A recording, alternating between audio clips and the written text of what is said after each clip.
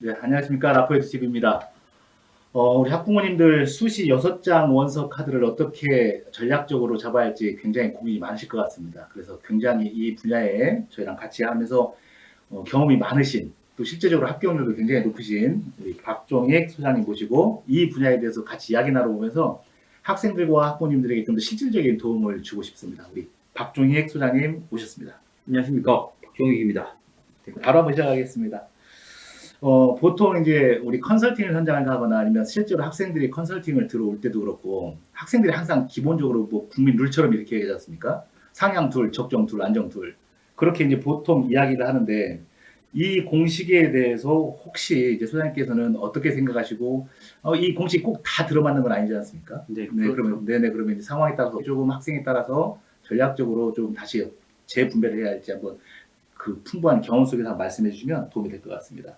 뭐 둘둘둘이라고 원서를 쓰는 게 학생들이 본인이 가진 거에 따라 달라지는 거지 반드시 둘둘둘이라고 써야 하느냐라고 묻는다면 저는 아니라고 생각합니다. 그 기준점이 수능 최저겠죠. 그리고 내가 정시의 경쟁력이 가졌으면 모든 걸 수시에 다 상향으로 원서를 쓸 수도 있잖아요. 크게 부담되는 학생이라면 굳이 여기 나와 있는 안정과 소신 혹은 안정이란 적정이라는 원서를 쓸 필요가 없는 거잖아요. 최근에 만난 지방의 1등 학생들을 보면 최저가 안 되니 다 교과에 몰려있게 되고, 그러면 교과를 생각하면 무조건 여기는 꼭 붙을 곳을 찾게 되니까 오히려 최상위권 학생들이 수능 최저가 안 되니 둘둘둘이 아니라 적정과 안정을 4 이상 잡게 되는 원서를 자꾸 고르게 됩니다. 그리고 실제로 다른 선택폭이 없습니다. 최저가 안 되니 상향 자체의 원서를 고를 수가 없는 거니까 이게 둘둘둘을 기계적으로 모두가 다 똑같이 할 수 있는 게 아니고, 아이가 가진 일단 기본적으로 수능에 초점을 가지고 원서를 배분하고, 그리고 나서 최저점, 소위 말하는 안정을 정하고 나면 그의 원서를 정하는 게 맞다고 생각합니다. 둘둘둘이라고 그냥 정해놓고 너는 현재 이러니 이 점수에는 어디 어디 어디 라고 정해놓으면 또 최저가 안 맞으면 다시 원서 전체를 흩어서 다시 맞춰야 되잖아요. 그러니 거기에 제가 생각하는 둘둘둘의 기준은 수능 최저에 따라서 달라진다고 생각합니다. 사실 저 지금 진짜 솔직하게 이런 생각을 한 번도 안 해봤는데 소장님 말씀하시는 거 들으면서 이 둘둘둘이라는 공식을 만들어내는 것은 기존의 경험 있는 학부모님이나 학생들이 만들어내는 것이 아니고 컨설턴트들이 자기들 편하려고 최상의 조합을 만들어내려고 둘둘둘을 만들어내는 거 아닌가라는 생각이 문득 네, 들었습니다. 이게. 뭐 아마 그 얘기가 맞겠죠. 내가 다음에 면피를 위해서 합격이라는 카드를 줄 수 있는 두 장을 잡고, 그리고 실은 학생과 학부모의 심리적 만족감을 주기 위한 요즘 말로 상향, 우주 상향의 원서를 두 장을 주는. 그러니까 그 이제 저도 이번에 상담하면서 학생은 현재 선정 안 되지만 꼭 어딘가를 원래 3년 동안 꿈이었어요. 그러면 안정을 잡아놨으면 거기는 꼭 한번 써보라 얘기합니다. 그리고 어머님도 혹시 우리 아이가 여기를 갔으면 하고 바라는 거 있었느냐?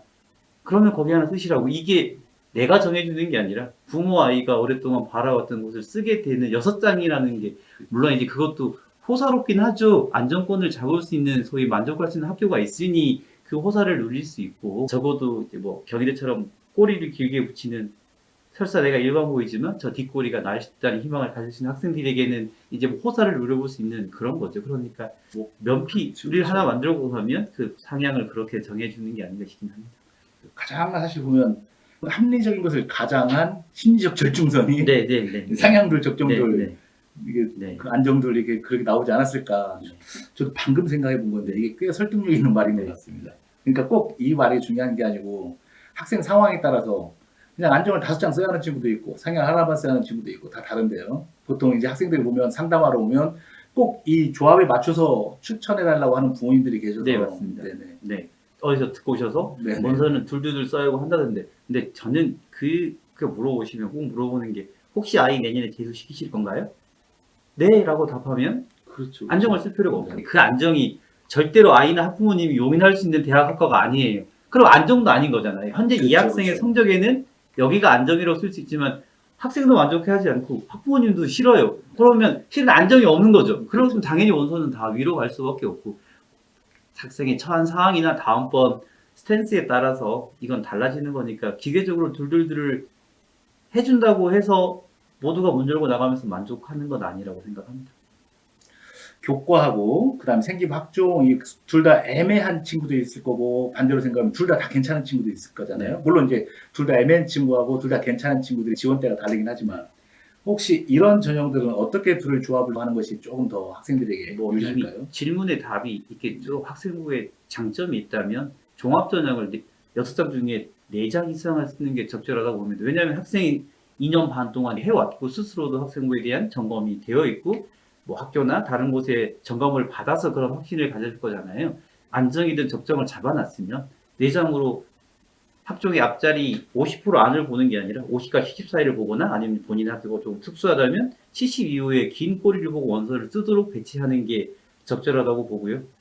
그러지 않다면 이제 교과를 더 많이 써야 되죠. 왜냐하면 기록에서 얻을 게 없다면 그렇죠. 근데 이걸 요즘 말로 비벼볼 수가 없잖아요. 그러니 이제 교과의 비중을 높게 원서를 쓰게 되면 이제 4대 2가 되는 경우가 많겠죠. 교과가 넷, 종합이 둘, 그리고 내가 학생부의 경쟁력이 있다라고 스스로 판단하거나 어딘가에 뭐 대학이 점검해 준 건 아니지만 학교 선생님이든 외부에서 얘기를 들었다면 이때는 종합전형의 4장을 원서를 쓰시는 게 적절하다고 봅니다.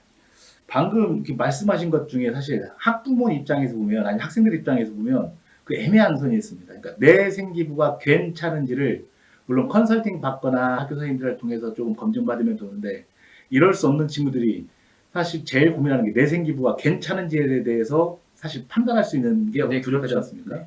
그러면 혹시 컨설팅을 받으러 올 수 없는 상황에 있는 학생들이 내 생기부가 괜찮다라고 상대적으로 좀 경쟁력이 있다라고 생각하게끔 판단할 수 있는 혹시 그런 근거나 이런 것들은 어떻게 찾으면 될까요?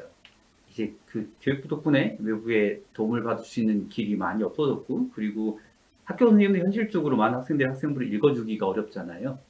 그러면 본인 스스로 판단을 할 수밖에 없다면 저는 학생들한테 상담할 때도 얘기하거든요. 이 기록이 현재 본인이 보기에 어떠한지를 생각해 보라고 얘기를 합니다. 현재 내 성적에 비해서 혹은 내 실력에 비해서 이 기록이 무난하면 이건 그냥 50%인 거죠.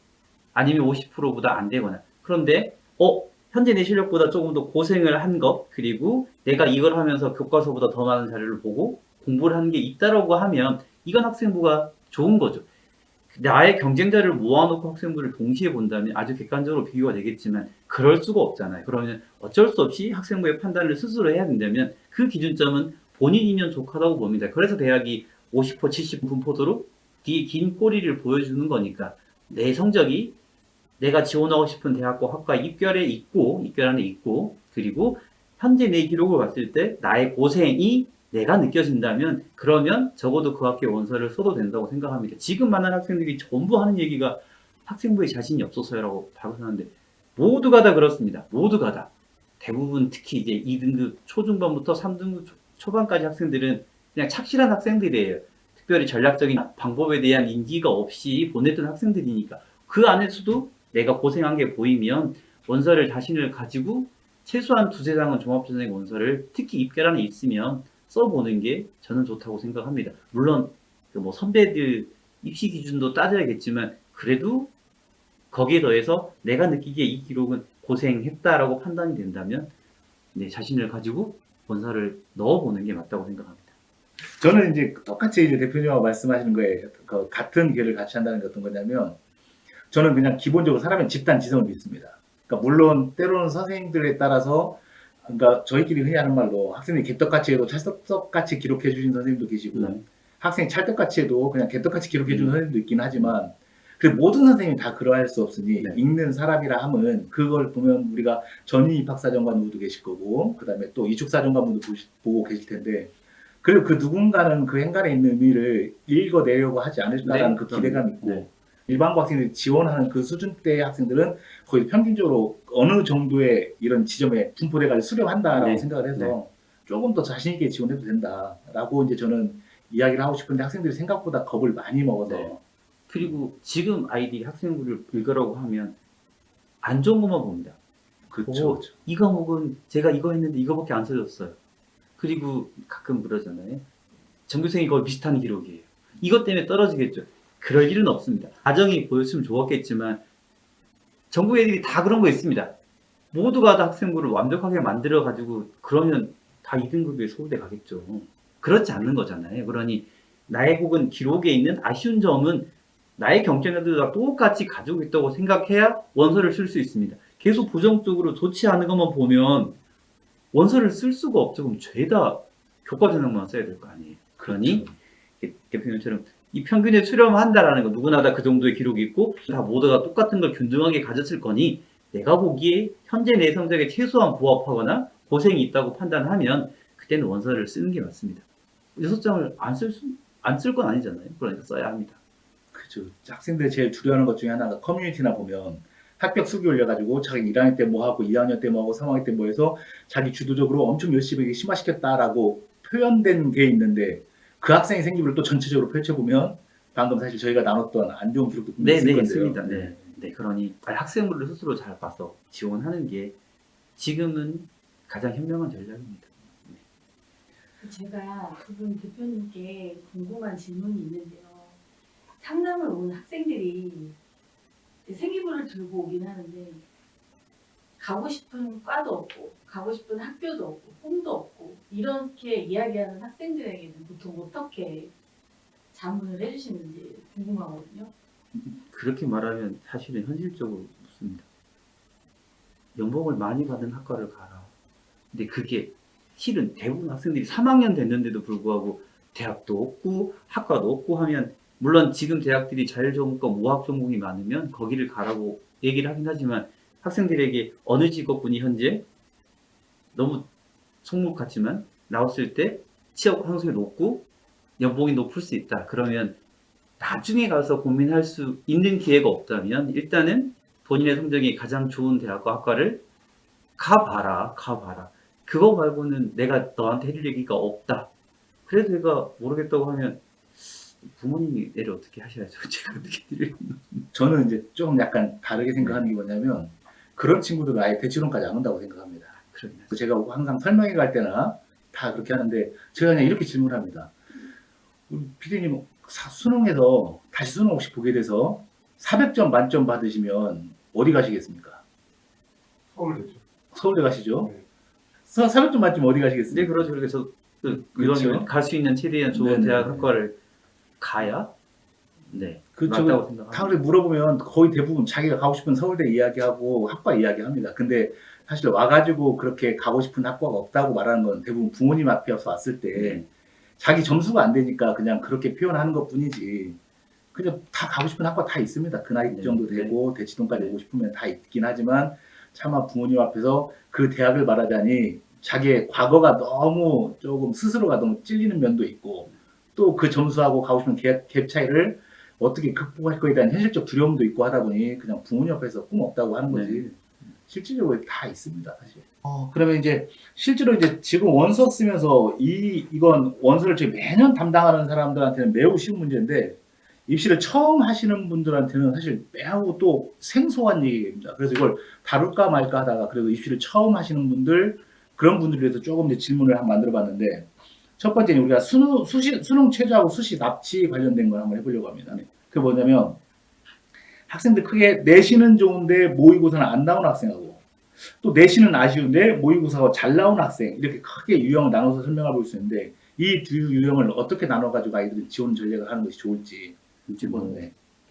그 키워드를 6광탈로 잡으면 내신은 좋은데 수능이 안 나온 학생들은 6광탈을 피하도록 원서를 써야죠. 다음에 수능에 점수가 나올 가능성이 없잖아요. 현재 내가 수시로 갈 수 있는 대학을 수능으로 갈 수가 없다라고 생각하면 이 친구는 반드시 안정 혹은 하향 안정을 잡아서 원서를 잡아야 되고요. 후자로 얘기하신 수능에 강점이 있다. 그럼 나는 6광탈도 상관없다는 전략으로 원서를 써야죠. 물론 이제 한학들은 수능 당일에 변수가 분명히 있습니다. 그래서 그것 때문에 6장 모두를 상향으로 쓰는 걸 꺼려하긴 하지만, 아니면 수능 이후에 면접이 잡힌 학과, 대학을 골라서 그렇죠. 6광탈을 스스로 자처하는 것도 방법입니다. 그래야 똑같은 6광탈이지만 누군가는 해서는 안 되는 상황이고 누구는 해도 경쟁력이 있는 상황이라면 원서를 이렇게 잡으시고, 그래도 불안하면 수시에 원서를 쓰시되 수능 이후에 면접 혹은 논술이 잡힌 걸 써서 시험장에 안 가면 자발적 수시 납치를 피할 수 있고 자발적 6광탈을 당해서 정시에 좀 더 나은 선택을 할 수도 있습니다.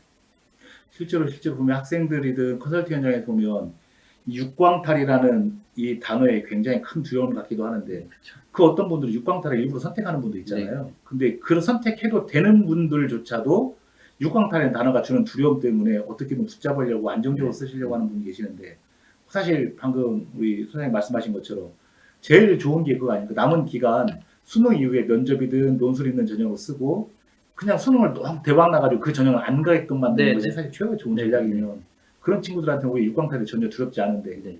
자발 육광탈을 뭐 생각해 볼 수 있는 거죠. 그렇죠, 네. 그렇죠. 육광탈을 막연하게 그냥 두려워할 필요는 없다 이제 네. 그런 거고. 그러면 이제 수능 최저 학력 기준을 맞출 때 이제 학생들 보면 이런 질문들 많이 합니다. 특정 과목 성적이 모의고사마다 들쭉날쭉합니다. 그래서 수능 최저 충족 여부를 계산할 때 이게 내 진짜 실력인지 냉정하게 판단하기 어려운데 어떻게 할까요? 라고 하는 질문도 좀 많이 합니다. 어떻게 이제 보통 답변해 주십니까?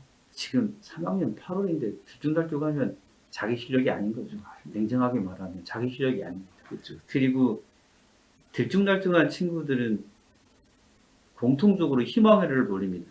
내가 봤던 올해 3, 6, 5, 7 이렇게 모의고사에 최적의 조합을 갖다 붙여서 수시에 최저를 맞춘다고 믿습니다. 그런 일이 일어나지 않습니다. 들쭉날쭉하는 건 자기 실력이 아닌 거니 누구도 잡아줄 수가 없습니다. 본인이 남은 기간 동안 내가 최저를 맞출 과목을 골라야죠. 모두가 다 하겠다는 건 정시를 하겠다는 학생들이나 아니면 최상위 학생들이나 잡히는 전략이고 그 외에 3합이나 2합인 학생들이 있으면 들쭉날쭉한 과목은 공부 시간을 줄여야죠. 그리고 내가 안정적인 점수가 나오는 과목을 보다 안정적으로 그리고 한 등급을 올리는 전략을 잡아야 최저를 맞출 확률이 훨씬 높아집니다. 들쭉날쭉하니 조합을 맞추지 말고 가장 안 좋은 조합을 맞춰서 공부할 걸 자극을 잡아야지 희망을 무작정 돌려서 저는 잘하면 사업도 되겠는데요? 이런 일이 일어나지 않습니다. 네. 그러니 들쭉날쭉한 과목을 믿지 마시고 내가 안정적인 과목의 시간 공부를 더 늘리시는 게 입시에는 훨씬 더 적합한 전략입니다. 사실 이제 말씀하시는 거 듣다 보니까 이런 분들이 실제로 입시에서 가장 많은 실패를 한 거지 않습니까? 상담 쇼핑 다니면서 듣고 싶은 부분만 듣고 다니고 이 분한테 최상의 조합을 넣고 이 사람분한테 최상의 희망적인 메시지를 넣고 다시 이분한테 최상의 희망적인 메시지를 줘서 희망적인 메시지만으로 6장을 자기가 취사선택하는 분들 있지 않습니까? 사실 그런 분들이 사실 어디 컨설팅을 가거나 뭐 할 때는 최상의 카드를 해주긴 하지만 그렇게 해주기까지는 그 밑에 전략적 카드 조합상 밑에 카드도 맞춰주는데 부모님들은 그건 생각하지 않고 최상 얘가 제일 상황이 좋을 때 이럴 수도 있지 않습니까만 네, 그렇죠. 네네. 아까 그런 처음 경우, 얘기했던 상향 2장을 여기저기 합쳐서 6장을 만드시는 경우가 있습니다. 그 실제 현실과는 다르게 희망에 가까운 원서를 권하잖아요. 써볼 수는 있다. 근데 써볼 수 있는 것과 합격에 대한 얘기는 분명히 다른 얘기인데 그러면 어디서 들은 상향 2장을 합쳐서 세 군데 들으면 그래 된다고 했으니 이 6장을 쓰겠다. 입시 쇼핑이죠. 네. 그래서 사실 이제 좀 더 구체적으로 질문이 모의고사 성적이 불안정한 학생들이 이제 보면 수능 전에 면접 논술을 보는 학교가 있고 수능 후에 면접 논술을 보는 학교가 있고 이러지 않습니까? 네. 그래서 그런 것들을 어떻게 비중을 두고 원서 전략을 짜는 것이 조금 학생들에게 실질적으로 더 도움이 될까요, 이게요? 저는 수능이 안정적이지 않다면 수능 전후를 가릴 나쁘게 말하면 냉정하면 자격이 없죠. 수능이 안정적으로 돼야 내가 수능 전후의 전략을 고민할 수 있지. 수능 점수가 안정적이지 않은데 내가 갈 수 있는 입결에 있는 학교라면 수능 점수가 안정적이지 않으면 수능 전이든 후든 원서를 써야 합니다. 수능의 경쟁력을 가져야 자발적 육강탈을 유도할 수도 있고 할 텐데 수능 점수가 안 나오는데 수능 전후에 수능 대박 나면 안 갈 거예요. 이건 그냥 희망회로입니다. 적절한 전략이고 댓글이 크게 두 가지로 나뉠 것 같습니다. 어떤 부모님들은 이거 우리 아이들이 봐야 할 것 같은데라고 하고 어떤 분들은 막더 댓글 나쁜 댓글 달고 오늘 촬영은 제 얼굴을 이렇게 불러 처리해 주십시오. 그거 제가 저 올 때는 이 곤란한 거 하지 말자고 그랬잖아요. 사실 근데 현실적인 이야기인데요. 현실적인 이야기인데 학부모님들 같은 경우에는 자기 학생들 수능 변동성에 따라서 수능 이후에 보는 면접이나 논술을 안 가면 되잖아요 라는 것을 이해를 못 하시는 분들이 계십니다. 그래서 시험 잘 봐서 이거 안 가면 되니까 안정적으로 이런 학교도 괜찮습니다. 그러면 시험 잘 보면 안 가면 나중에 우리는 아까워하지 마시고 참 감사한 일로 여기시죠 라는 말을 이해 못하는 분들이 네. 계셔서 사실 이제 그렇게 한 건데 너무 독하게 말씀하셔서 상담 현장에서 가장 또 많이 나온 질문 중에 하나입니다. 현실적으로 타협해서 대학 간판을 올릴 것이냐 아니면 자기가 정말 좋아하는 학과를 선택할 것이냐 이런 질문 굉장히 많이 하잖아요. 네. 근데 사실 이거 정답이 없는 싸움인데 그래도 이제 상담 경험 속에서는 어느 쪽으로 보통 결론이 나더라 아니면 이때는 어떻게 조언을 해준다라고 하는 것들이 있으시면 말씀해 주시면 좋겠습니다. 부모님하고 오시면 대학으로 가고요. 학생들 특히 이제 종합전형을 오랫동안 준비했던 친구들은 학과를 고수하는 경우가 분명히 많이 있습니다.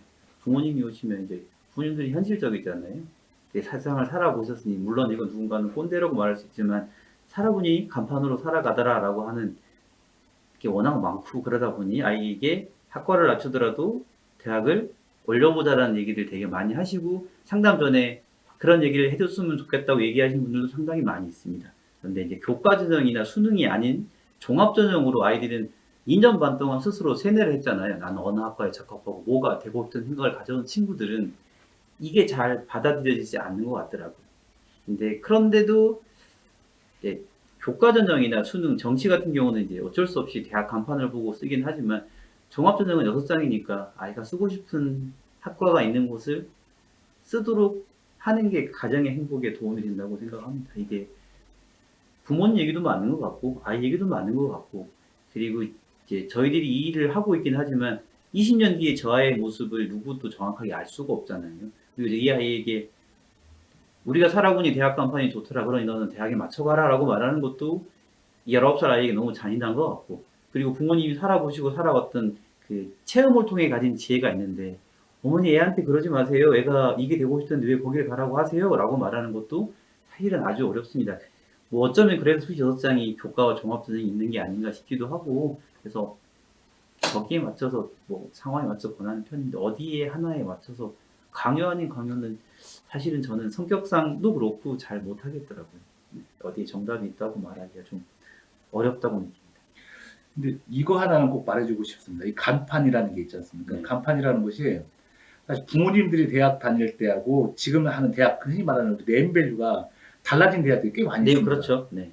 꽤 많이 있는데 이제 그 상황은 모른 채 왔다가 사실 아이하고 어머니하고 아니면 아이하고 아버지하고 싸우는 경우가 굉장히 많은데 이제 부모님들이 한번 상담 받으러 오시기 전에 아이가 말하는 대학을 그냥 자기 경험 속에서 그냥 컷하지 마시고 그 대학이 현재 본인 다닐 때하고 지금 다닐 때 어느 정도 위치가 바뀌었는지 그리고 학과도 어느 정도 바뀌었는지 그렇게 한번 생각해 보셨으면 네. 좋겠고 또 하나는 이제 저는 이제 아마 공감하실 텐데 저희는 이제 보면 다양한 학부모님 직업분들이 오시잖아요. 그럼 직업분들이 오시면 그분들이 이제 자기의 삶에 살아왔던 이야기들을 해주시는데 그걸 듣고 있다 보면 사실 비전 없는 학과는 없습니다. 그냥 비전 없는 사람이 있을 뿐이지. 그냥 어떤 학과든 어떤 과든 거기서 성공하는 분들은 자기 학과 다 괜찮다고 말씀을 네. 하시는데 그러면 각 성공한 분들이 오셔서 말씀하시면 그 과는 다 비전이 있는데 그러면 아이들이 이 학과는 괜찮을까요? 라고 물어보기 전에 그럼 우리 아이는 가서 괜찮게 적응할까요가 사실 먼저 우선이지 않을까. 네. 그런 생각이 이제 제가 좀 들어서 그렇습니다. 그 다음에 교차 지원을 이제 좀 고민하는 친구들 많지 않습니까? 수시에서 그러면 수시에서 교차 지원이란 어떤 것이며 어떤 전략을 할 때 좀 괜찮은지 한번 이야기해 주십시오. 교차 지원을 하고 싶은 학생들이 더러 있는데요. 문과 경우에 종합전형은 상위권 대학은 교차 지원 자체를 안 하는 게 맞고요. 그리고 교과 전형일지라도 서류평가가 들어가는 대학은 교차 지원을 안 하는 게 맞다고 생각합니다. 물론 뭐 이과 공부 잘하는 친구들이 수학 믿고 수학에 가까운 학과를 밀어 넣을 수 있지 않겠느라고 이야기하지만 대학이 분명히 교과 전형의 서류평가를 보겠다는 건 거기에 맞는 걸 확인하겠다고 하는 거잖아요. 아무리 그리고 또 문과가 특히 대학들이 발표한 자료에 소위 계열 뭐 권장 과목 이런 게 없다고 하지만 그래도 종합전형의 교차 지원은 섣불리 판단하지 않는 게 저는 낫다고 생각합니다. 요즘 교과 전형에서도 사실 네. 생기고 네. 들어가는 학과들이 늘어나고 네. 있고요. 네. 또 고민하는 것이 학생들이 2학년까지는 내신이 좋았는데 3학년 1학기 때 내신이 뚝 떨어진 친구, 3학년 때 내신이 떨어져가지고 고민하는 친구도 있지 않습니까? 네. 이런 친구들한테는 혹시 현실적인 돌파구나 아니면 조금 조언해주고 싶은 게 있을까요, 혹시? 3학 1학기 성적이 떨어지면 분명히 최상위 학과 대학 지원은 불가능합니다. 왜냐하면 거기에 3학년 때까지 소위 1.0이나 1.2를 유지한 친구들이 가는 대학이니 내가 1학년 때 2학년 1.0이었는데 말아먹어서 1.34가 됐어요. 쓸 수 있겠죠. 아니 그러기는 솔직히 쉽지 않습니다. 왜냐하면 나랑 같은 그룹에 속했던 친구들은 걔들을 이탈하지 않고 거기를 유지했으니까 그렇잖아요. 하지만 여전히 성적은 좋아요. 그리고 종합전형에 맞춰서 학생부를 만들어 왔고 수강 인원이 적어서 생기는 등급의 하락 같은 경우는 원점수의 강점이 있잖아요. 그러면 나는 이미 종합은 망쳤어. 그러면 교과로 아니죠. 내가 실은 4등급이지만 원점수가 92.3점이라면 이건 교과보다 종합이 훨씬 더 유리한 전형인 겁니다.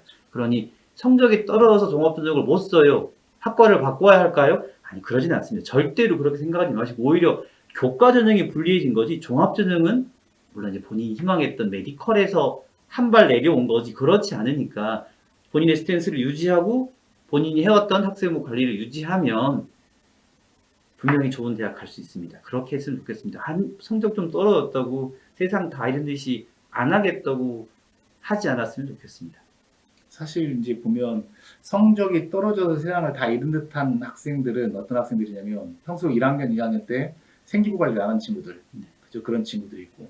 저 어제 이제 사실 다른 지역에 상담을 다녀왔는데 조금 와 이런 신박한 논리를 개발하는 학원 선생님도 꽤 많구나라고 생각하는 것이 뭐냐면 이제 아이들 상담하다 보니까 이러는 겁니다. 우리 지역은 내신을 챙겨야 돼라고 그래서 내신하고 막 많다는 겁니다. 그래서 아이들이 내신을 챙겼는데 막상 원서 쓰러 왔는데 학생부 종합 전형을 준비 하나 안 된 겁니다.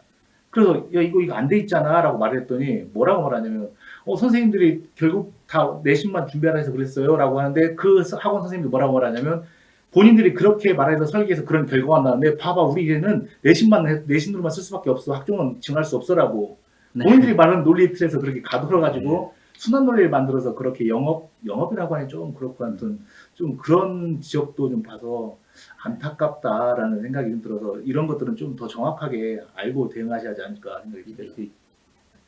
생각보다 많은 학생과 학부모 혹은 학원에 일하시는 분들이 교과와 종합을 별개라고 생각하십니다. 실은 두 개가 별개가 아니라 붙어 있는 겁니다. 그렇잖아요. 지금의 현재 상황에서 대부분의 학생부 기록은 수행평가 중심으로 이루어진단 말이에요. 수행평가는 40%가 들어가는 내신이에요. 그러니 두 개를 별개로 놓고 보면 교과 전형을 준비해야지라고 하면서도 서류에 필요한 걸 계속 하고 있어요. 근데 이걸 조금만 전략을 달리하면 어차피 해야 할 수행평가예요. 내가 교과 전형을 준비하니까 나는 수행평가를 안 할 거라고 하는 시대가 아닙니다. 지필 60에 내신 40%인 그 설계가 제일 많잖아요. 그러니 어차피 40% 때문에 해야 한다면 이때 조그만 전략을 달리하면 두 개의 전형을 동시에 다 준비할 수 있거든요. 예전처럼 R&E를 따로 써야 하거나 외부 활동을 해야 하는 시대가 아니고 학교 안에 이루어지는 걸로 충분히 기록을 만들 수 있는 상황이니까 제발 그 두 개의 전형이 별개고 어느 하나만 집중해야만 입시에 유리하다고 하면 안 됩니다. 입시는 세 가지를 다 가진 학생이 무조건 유리합니다. 무조건. 말씀하시는 거 듣다 보니까 학생들 가운데 이제 어제 또 상담했던 이야기가 생각이 나는데 아이들이 2등급, 3등급, 3등급 이하는 거의 대부분이고요. 2등급 이하 아이들도 그렇고 아이들 수행평가에서 점수에서 까먹는 아이들 굉장히 많습니다. 생각보다. 그러니까 지방에 있는 경우이겠죠. 지방 일반고. 그래도 보통 부모님들은 우리는 지방 일반고이기 때문에 생기부를 안 챙겨줘라고 말씀하시는 분들이 계시긴 하는데 근데 그 학생들이 보면 왜 어머니들께서 그렇게 말씀하시냐면 아이들 성적표를 제대로 안 보셔서 그렇습니다. 아이들 성적표를 보면 지필평가와 수행평가 점수가 있는데 수행평가 점수는 기본적으로 해내야 하는 것들인데 그것조차 하지 않으니 사실 교과도 안 되고 종합도 안 되는 건데 이제 아이 말만 보거나 듣거나 아니면 주변 상황만 듣고 정확하게 판단을 못 하셔서 마지막에 3학년 때 와가지고 힘들어하신 분이 계시니 꼭 이제 혹시 이 방송을 보시는 고등학교 1학년, 2학년 학부모님들은 아이 성적표를 조금 더 정확하게 한번 분석하시는 것이 좋을 것 같습니다.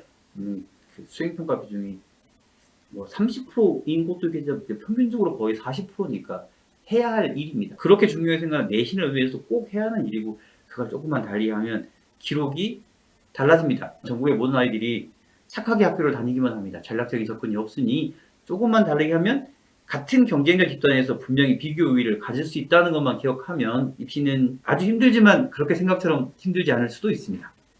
다음 꼭지로 넘어가야 하는데 또 질문을 드리고 싶은 것이 학교별로 사실 차이가 나는 게 현실이지 않습니까? 네, 그러니까 우리 학교는 수행평가 이외에 별도로 다른 것들을 보고서나 아니면 다른 자기평가서를 제출하게끔 해주는 학교도 있는가 하면 또 반대로 그냥 그렇지 않은 학교도 있고 네. 그냥 온전히 수행평가만을 하는 학교도 있지 않습니까? 근데 이제 워낙 생기부 관리를 많이 해보셨으니 그러면 수행평가만으로 이루어진 학교들은 실제로 생기부를 어떻게 관리할 때 조금 더 경쟁력 있게 가는지. 그 이제 여러 가지 과목의 이해가 있겠지만 수행평가에 이제 흔히 모든 과목에 공통적으로 나오는 게 독서잖아요. 그럼 이 독서를 아이들이 초등학교 때처럼 독서 감상문을 씁니다. 내용 요약, 느낀 점. 이렇게 하면 경쟁력이 없죠. 그 이제 아주 냉정하게 말해서 저랑 대표님이 입사관입니다.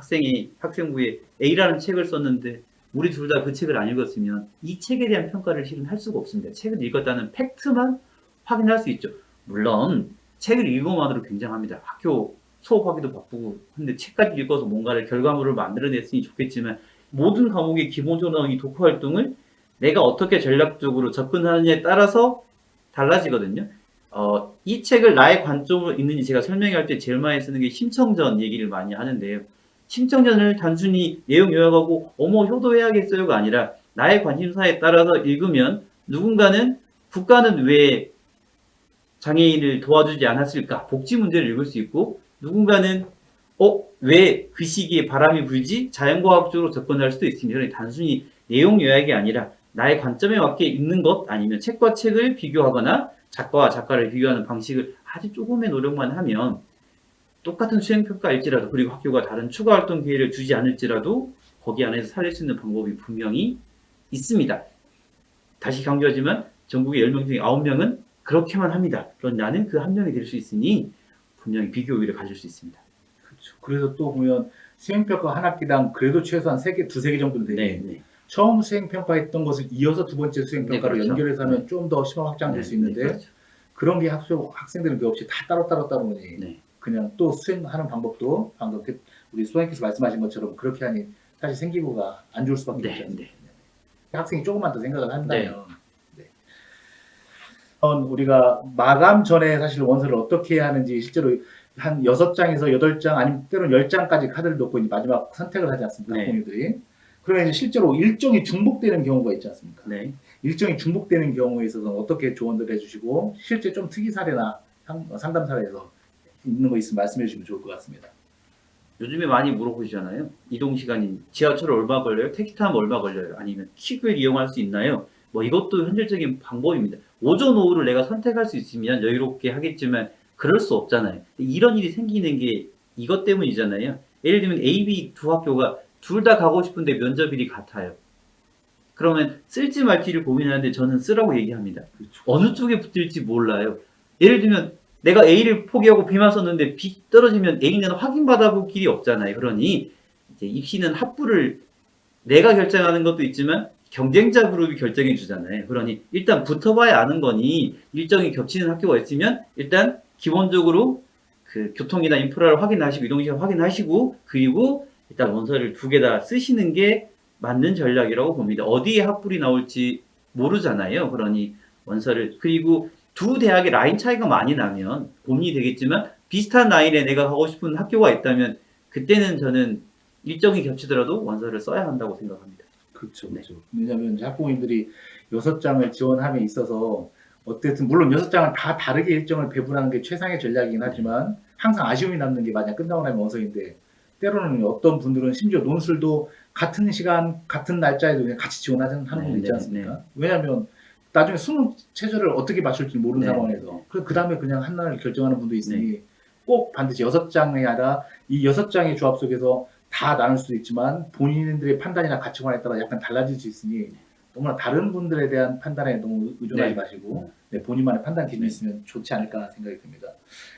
N수생입니다. N수생들도 요즘 이제 계속 전화서 N수생 어디에 상담받을 데 없나요? 막 이런 질문도 있고 하는데 이제 N수생들이 혹시 이제 재수생이나 우리 반수생들이 6장 원서를 쓸 때 고3 현역들하고 다르게 접근해야 하는 경우 있지 않습니까? 특히나 올해 수시 반수한다는 친구들이 꽤 많은 것 같습니다. 이 친구들이 혹시 참고해야 할 만한 사항이 있을까요? 작년에 써서 서류 떨어진 학교는 웬만하면 쓰지 않습니다.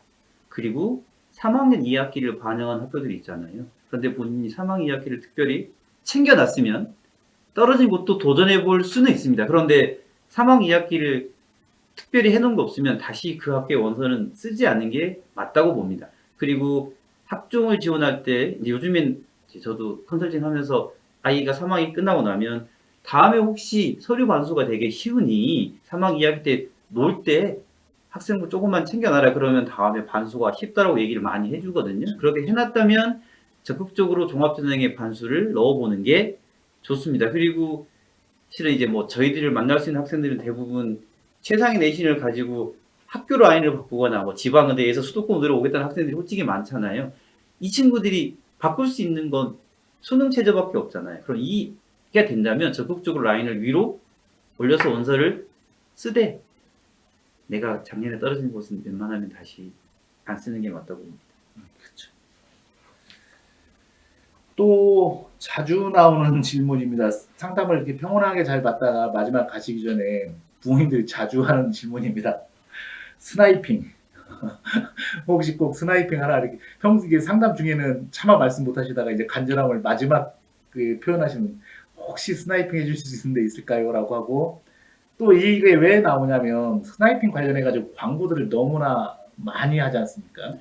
그래서 이거에 대해서는 저는 이미 다른 상담할 때 많이 하긴 하는데 이런 질문 받으면 어떻게 답변하십니까? 저는 만약에 상담 분위기가 좋았으면 그 질문이 나오면 어머니 가까운데 점집에 한번 가시면 콕 집어주실 거예요 얘기를 드립니다.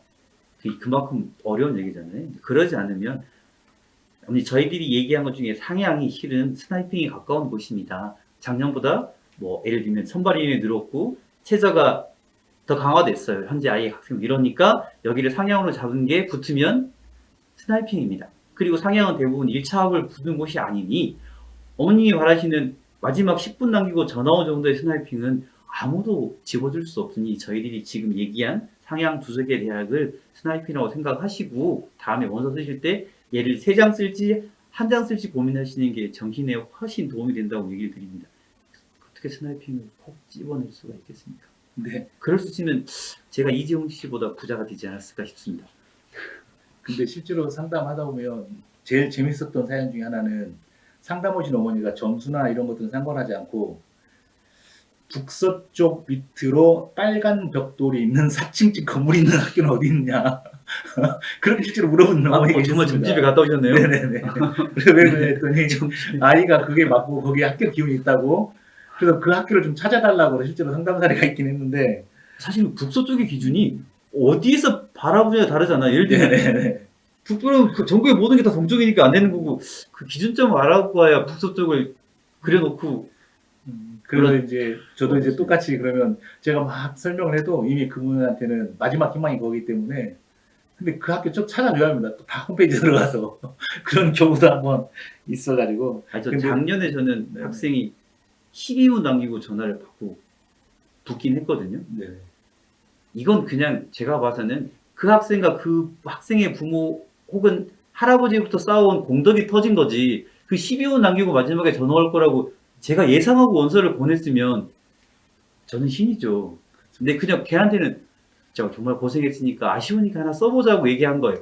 상향도 아니고 우주 상향이라고. 근데 그게 마지막에 된 거예요. 이게 그러니까 제가 잘 쓴 게 아니라 그냥 그 해에 그 대운이 터진 거라고 보죠. 물론 거기 어머니 아버지 너무 고맙다 하시는데 제가 그랬습니다. 그냥 운입니다. 절대로 저의 실력과는 상관이 없습니다라고 얘기 드렸습니다.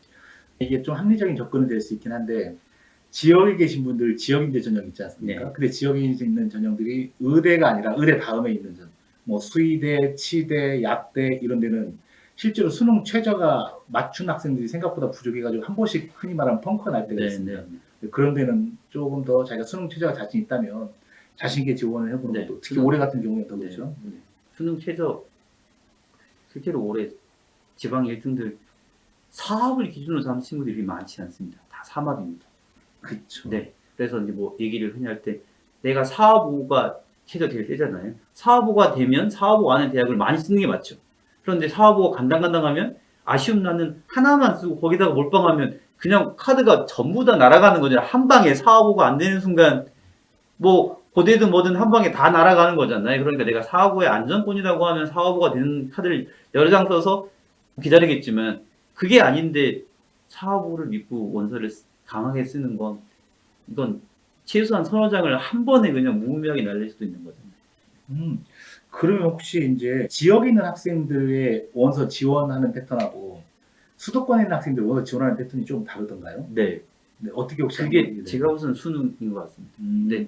3합 5, 6에 맞춰서 원서를 씁니다. 그러니 이게 지역사회가 생긴 것도 영향이 있겠지만 그 전에 그 의대 선발인이 많았을 때는 지역 1등 애들이 자기 지역에 있는 대학 하나만 원서를 쓰고 나머지 5장을 다 수도권으로 가져갔단 말이에요. 그리고 그게 없어지니까 다시 지역의 원서를 4장 쓰고 수도권에 의치를 하나 쓰는 이런 패턴이 나왔잖아요. 올해는 지역사회가 생기긴 했지만 그래도 예를 들면 뭐 그 부산대 같은 경우는 부산에 지역인재 의사대를 2개를 쓰겠다는 학생들이 생각보다 많습니다. 한 학교 예전에는 하나밖에 못 썼지만 2개를 써서 거기에서 안정을 잡고 나머지 4장의 원서를 분배하겠다는 전략들이 많고 조금 애매하면 나머지 사립대도 지역 의사 되잖아요. 그러면 거기 3장 4장을 쓰겠다고 하는 생각들이 생각보다 많습니다. 지역 의사제 전형이 나와서 그러는데 저는 조금 약간 사실 놀랬던 것 중에 하나가 물론 아이들이 아직 구모 때 이제 속된 말로 구모 때 처맞지 않아서 아직 그런 꿈을 꾸긴 하겠지만 성적이 안 된 아이들이 지역 의사제 전형으로 그 의대를 쓰는 걸 굉장히 꺼려하는 걸 좀 많이 봤습니다. 그 왜 그러냐 했더니 자기는 성적이 안 됨에도 불구하고 그 지역 의사제 전형이고 본인이 또 지역에 살고 있음에도 불구하고 그러면 다른 지역으로 못 가잖아요. 예를 들면 서울도 한번 가볼 수 있고 뭐 할 수도 있는데 그러지 못하잖아요. 라고 생각하는 친구들이 현재까지는 꽤 많은 비율로 있다는 것이 그래서 아 얘들이 아직 구모가 필요한 이유가 이런 것도 있겠구나라는 생각을 하는데 혹시 어떻던가요? 다행히 제가 만난 친구들은 되게 보수적으로 한 학교에 2장 아니면 지방 사립대까지 4장을 쓰겠다는 학생들이 선호도 많긴 했었습니다. 제가 만난 학생들이 수능에 대한 두려움이 많거나 아니면 육모 때 영어도 조금 어려워하는 친구들이어서 그럴 수 있겠는데요. 애들이 그렇더라고요. 제가 만난 학생들은 정말 1등임에도 불구하고 이렇게 말하면 그러지만 뭐 인하대 이런 라인까지만 올리고 지역에 4개를 다 쓰겠다라고 하는 학생들 그리고 서울대 하나 쓰고 이렇게 라인을 잡는 친구들이 저는 더 많이 만났습니다. 그러니까 그 전에 숫자가 늘었을 때와는 조금 지원 패턴이 다를 수도 있겠다인 것. 그리고 현역들은 확실히 이제 N수생들이 들어온 것에 대한 두려움이 아주 강하게 각인돼 학교에서 그 얘기를 되게 많이 하신대요. 1.0인 선배들이 쏟아 들어올 거다. 그리고 지곡 의대가 무조건 수도권 의대로 가겠다고 하는 애들이 엄청 많다. 그런 얘기들 되게 많이 들었다고 하더라고요. 그런 애들이 원서를 조금 더 보수적으로 잡고 있는 게 아닌가라고 느꼈습니다. 그러면 보통 이제 지방에 있는 학생들은 지방에 있는 한 메디컬 한 3개, 4개 네네. 서울대 직윤 하나 네. 쓸 것이고 네. 그 다음에는 사실 수도권 네, 의치 중에 하나 네네. 쓰는 그 전에 의대 정원 늘기 전 패턴으로 돌아간 것 같습니다. 그렇죠. 네. 근데 실제로 합격하는 율을 보면 어떻습니까? 이게 근데 그렇게 쓰는 친구들은 최저만 맞추면 어차피 학교 1등이잖아요. 네. 그러면 그 넷 중에 천재지변이 아닌 이상 넷 중에 하나는 가지 않을까. 대부분 애들이 1.1을 넘어가는 경우가 거의 없거든요. 물론 아주 기적적으로 모두가 다 1.0으로 생기지 않는 이상 1.1 안에 있는 학생들은 크게 그전에도 1.2 안에 붙었으니까 크게 문제없이 4개 카드 중에 한두 장은 붙지 않을까. 걔들이 안 붙으면 진짜 정말 난리가 나겠죠. 지역 인재 혹시라도 메디컬을 노리는 학생들은 지역 의대 중에 4합으로 들어가는 수능 최저가 있는 대학교는 사실 적극적으로 자기 내신과 상관없이 상향으로 하나 던져봐도 네. 괜찮거든요. 애들이 되게 그 수능에 대한 의외로 전교 1등들이 탐구를 빼고 국영수로 3목을 맞추겠다는 애들이 많습니다. 눈치 작전, 수시든 정시든 물론 수시는 조금 덜하긴 하지만 마지막 눈치 작전 하는 분들 많이 있지 않습니까? 혹시 그래서 이거 눈치 작전 어떻게 할까요?라고 물어보는 분 많고 경쟁률이 어떻게 돼요? 막 전화 또 많이 오고 그러시는데 네. 이럴 때는 보통 어떻게 대응하시라고 말씀해 주시는가요? 저는 원서 일찍 쓰고 경쟁률 보지 마시라고 얘기드립니다. 실제로 마지막 뚜껑 열었는데 거기가 박 터진 경우도 솔직히 많잖아요. 모두가 다 눈치 작전 하고 있다가 막판에 클릭해서 거기에 몰리는 경우가 많이 있잖아요. 그렇죠. 물론 최상의 대학, 최상의 학과의 눈치 작전으로 터지는 경우는 솔직히 없습니다. 근데 그 최상이 바로 아래, 이 표현이 좀 기분나쁘지만 최상이 바로 아래 학과들이 오히려 터지잖아요. 그러니 내가 노리는 곳이 최상이라면 아니 그 아래에 있는 상위권 학과라도 쓰고 싶은 대학에 일찍 쓰고 경쟁률을 안 보시고 수능 공부하시는 게 합격률 더 올립니다. 마지막 눈치 보고 넣었다가 막판에 뚜껑 열었는데 오 잘못 골랐어요 후회하는 것보다는 내가 미리 써서 박 터지는 건 그런 아쉬움이 덜하잖아요. 눈치 작전 하다가 마지막에 클릭했는데 오히려 거기가 진짜로 떡이 아니라 똥인 경우도 있으니 굳이 그런 전략을 써야, 물론 그걸 안내하는 입시 컨설턴트 많이 있습니다. 마지막까지 뭐 작년에 뭐 몇 년까지 데이터를 모았더니 이러면 네. 이렇더라.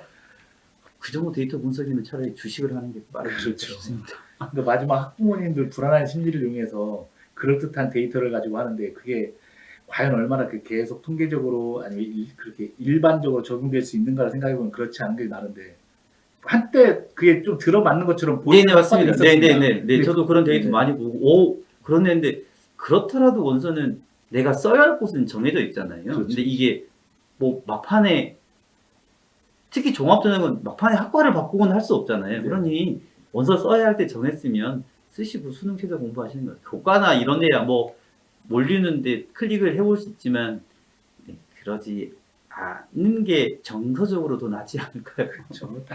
뭐 말씀하시는 것들은 다 결과론적 해석이지. 네네네. 과정에서야 뭐 네. 다 원서 접수가 처음이신 우리 학부모님도 많고요. 그다음에 학생들도 있을 겁니다. 그래서 원서 접수 전 꼭 체크해야 할 뭐 리스트나 뭐 그런 사항이 있으면 한번 짚어주시면 좋을 것 같습니다. 네. 그 지원 자격을 요구하는 전형들이 있잖아요. 그러면 그 자격을 증빙하는 서류를 제출했는지를 꼭 확인해야 됩니다. 생각보다 까먹는 학생들이 많이 있습니다. 뭐 추천서라든지 아니면 뭐 지균에 해당 사항 내는 거, 농어촌 전형 이렇게 해당 사항 증빙서를 내는 게 굉장히 중요하고요. 그리고 뭐 다들 사전에 점검하시겠지만 시간, 장소 겹친 여부. 굳이 나는 겹칠 생각이 없었는데 확인하지 않아서 겹쳐서 마지막에 발 동동 구르는 것보다는 그 겹치는 여부를 확인하셔서 원서를 내시는 게 좋지 않을까 싶습니다. 마무리 차원에서 이제 원서를 지원하고 지금 계속 고민하시는 학부모님들이 계시면 그 학생들에게 마지막으로 그냥 경험에서 나오는 따뜻한 조언이나 아니면 격려하실 말씀 있으시면 해주시면 이제 그 듣고 마무리하도록 하겠습니다. 저는 지금부터 3학년들은 기세 싸움이라고 생각합니다. 자꾸 아니라고 생각하면 될 일도 안 된다고 얘기하잖아요. 물론 이게 좀뭐 미신 같은 얘기긴 하지만 모든 학생들이 마음속에 원서는 정하는 순간이 오면 그때부터는 자기 확신이 필요합니다. 그래야 공부를 하는 동안에 불안감이 없습니다. 자기 확신이 없으면 수능 공부하면서도 원서를 잘 썼냐고 끊임없이 되새김질을 해야 하잖아요. 그러니 원서를 정하고 그때부터는 기세 싸움입니다. 요즘에 뭐 잘 나가는 코미디언 그 아저씨가 개그를 기세로 한다고 얘기하잖아요. 그런 것처럼 지금 3학년들에게 필요한 건 자신감, 기세입니다. 그거 하나 믿고 남은 여름을 보내고 부모를 보고 면접을 보고 수능을 보는 게 입시에서 합격증을 받는 방법이라고 저는 생각합니다. 이 방송이 조금 도움이 되었으면 좋겠고요. 혹시 방송을 보도 잘 못하겠거든 상담수를 이렇게 잡으면 좋을 것 같습니다. 무작정으로 대치동으로 오시지 마시고 무작정으로 라포대로 오지 마시고 첫 번째 담임 선생님하고 꼭 상담만 한번 해볼 것. 그 다음에 혹시 주변에 있는 뭐 지역 뭐 교육청이든 아니면 지자체에서 운영하는 것이든 두 번째 상담 한번 받아볼 것. 그럼에도 불구하고 조금 자기가 확신이 들지 않는다라고 할 때 그때 이제 라포에 들어오시면 라포에 좀 더 많은 도움 드리도록 하겠습니다. 근데 왜 제가 꼭 상담을 받고 오라고 하냐면 일단 그분들도 굉장히 높은 경험도 있고 일단 데이터도 가지고 계십니다. 그래서 학생부 교과 전형 같은 경우에는 제 개인적인 생각은 학교 선생님이 제일 정확히 많이 안다고 생각합니다. 그래서 최소한 기준선은 잡아놓고 그 과정에서 자기 생기부는 한번 읽어보고 와야 실제로 대치동에 와서 우리 소장님 만나든 저를 만날 때 실질적으로 자기 확신을 가질 수 있습니다. 그렇지 않으면 자꾸 다른 유튜브를 보거나 뭐하나 또 마지막까지 흔들리니 마지막 꼭 그 전에 자기 생기부 읽어보고 상담 한번 받아보고 그렇게 오시면 저희가 또 많은 도움 드리도록 하겠습니다. 오늘 방송은 여기까지 마치도록 하겠습니다. 네, 감사합니다.